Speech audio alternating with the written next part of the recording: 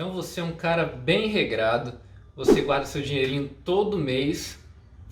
Parabéns, você já tem mentalidade de investidor. Pera lá, mas você guarda o dinheiro na poupança? Então vou ter que tirar o parabéns. Quer saber por quê? Meu nome é Pedro Melúcio e você está no Invest.doc. Não se esqueça de curtir, se inscrever e de compartilhar. Ajuda a gente a mostrar para o YouTube que isso aqui é um conteúdo relevante. A caderneta de poupança foi instituída por decreto do Dom Pedro II em 1861. E justamente nessa época o governo imperial era quem garantia o seu direito de ter aquela rentabilidade, aquele retorno financeiro. Algumas visões mais românticas falam que foi o Dom Pedro II, então, que foi o precursor dessa mentalidade de investimentos a longo prazo aqui no Brasil. Naquela época, lá atrás, a caderneta de poupança ela rendia mais ou menos 6% ao ano para o brasileiro. Então, a caderneta de poupança aqui no Brasil, ela adquiriu esse contorno cultural até para o brasileiro. Bom, as regras da poupança, elas passaram por algumas alterações até que em 2012 a gente chegou às regras atuais.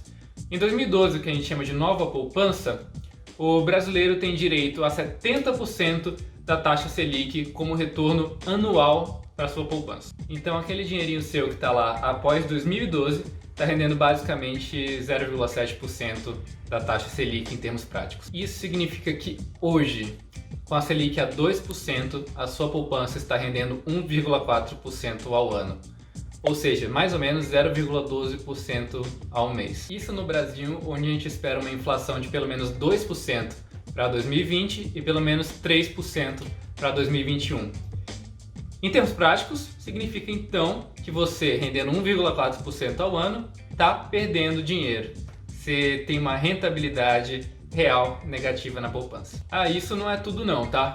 A poupança, para render o que ela tem que render, ela tem que ter um vencimento, ou seja, o dinheiro ele tem que ficar ali paradinho durante o mês. Se você tirar esse dinheiro antes, você perde a rentabilidade mensal dela. Ok, entendi. Então você é um brasileiro super conservador e você quer o investimento mais seguro de todos.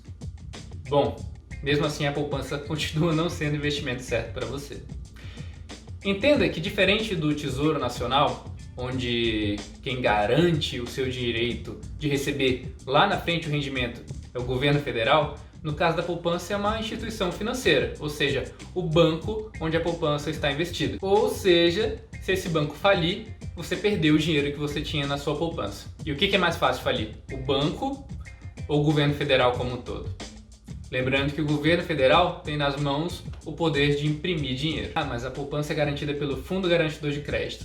Bom, a gente vai falar um pouquinho dele no futuro, mas isso não significa que você esteja completamente protegido e isso também não significa que você vai ter a liquidez quando for necessário. A gente não podia falar sobre segurança na poupança sem citar 1990, onde o governo do Collor basicamente restringiu o resgate da poupança acima de 50 mil cruzados. Então, se você tinha mais de 50 mil cruzados para resgatar, você não conseguiria fazer o resgate por um período de 1 ano e meio durante o governo Collor.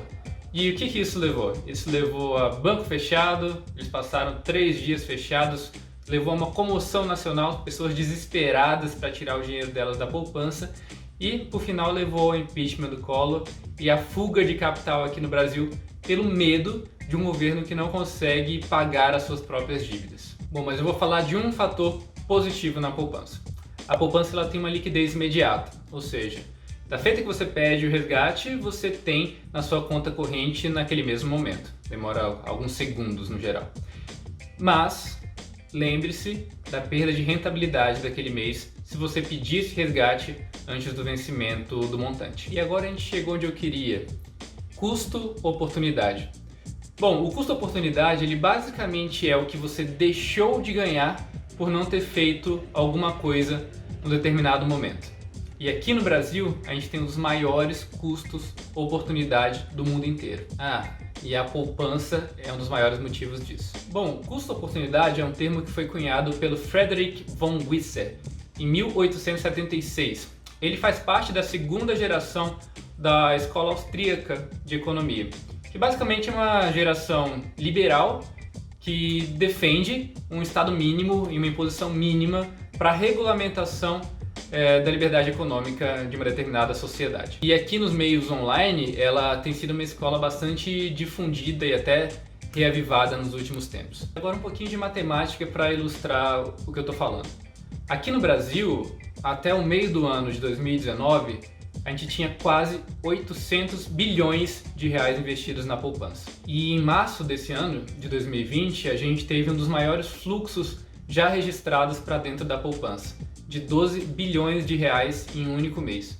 Isso significa que na mentalidade do brasileiro, a poupança é um local de segurança. Bom, mas em termos práticos, para você que está me assistindo, qual que é a relevância então da poupança? E como que isso vai afetar na sua vida de investimentos?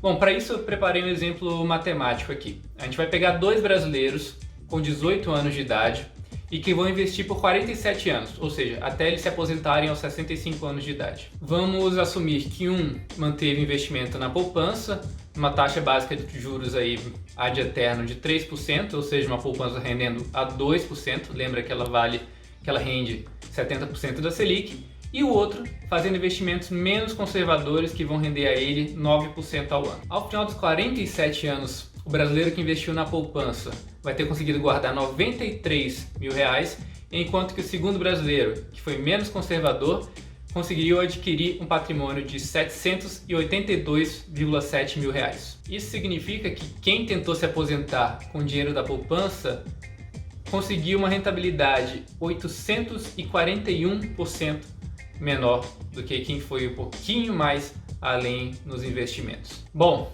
não é nenhuma recomendação, como sempre, mas se isso não te fez mudar de ideia ou pelo menos pensar um pouquinho sobre onde deixar o seu dinheiro, mesmo que sua reserva de emergência, bom, eu não sei o que vai.